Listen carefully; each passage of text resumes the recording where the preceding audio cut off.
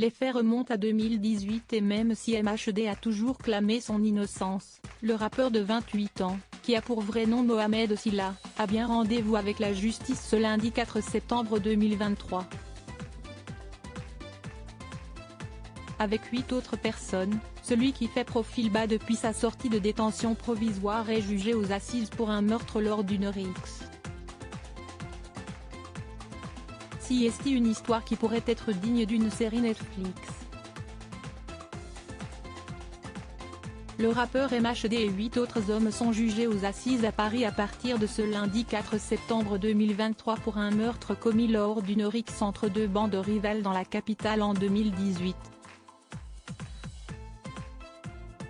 L'artiste et 4 co-accusés comparaîtront libres, 3 autres sont toujours en détention provisoire et le dernier, toujours en fuite, sera jugé par défaut.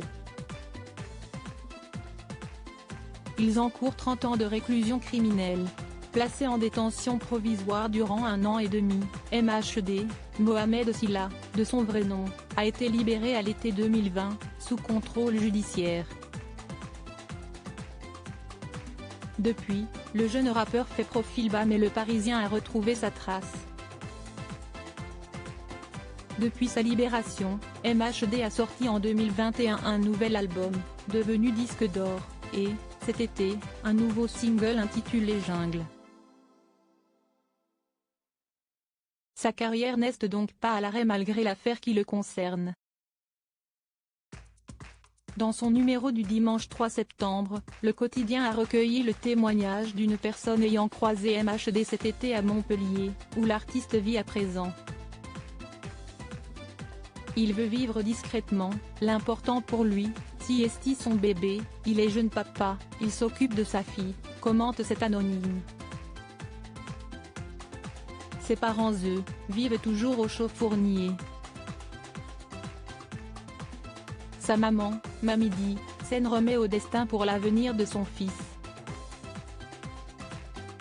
CST Dieu qui décide, on fait confiance au destin, réagit-elle auprès du Parisien. Il sait ce qu'il doit faire, il a compris ce qu'il doit éviter, ajoute-t-elle en référence aux anciennes fréquentations de son fils. Le père de MHD, Isiaga, décrit quant à lui un garçon très bien, qui n'a jamais eu de problème.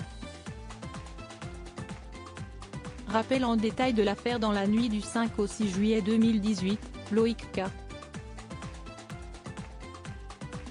Âgé de 23 ans, meurt après avoir été renversé volontairement par une Mercedes dans le 10e arrondissement de Paris, puis passé à tabac par une dizaine d'hommes et lacéré de coups de couteau.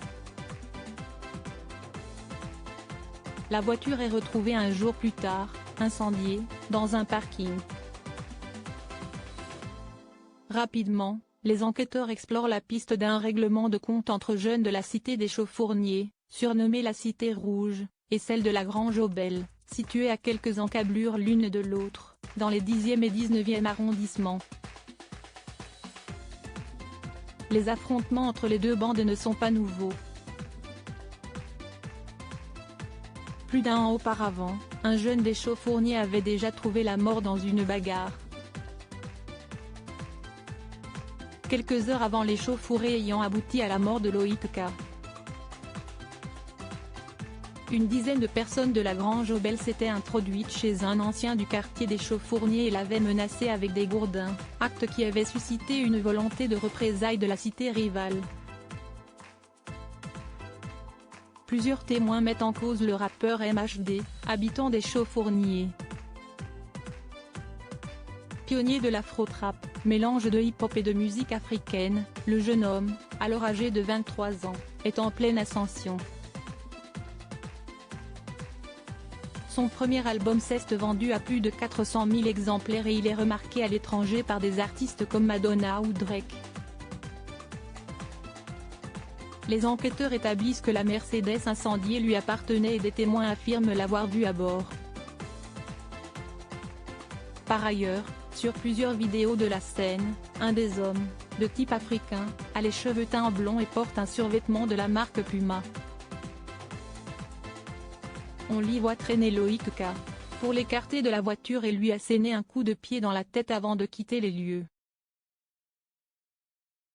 À cette époque-là, MHD avait les cheveux peroxydés et était ambassadeur de la marque Puma.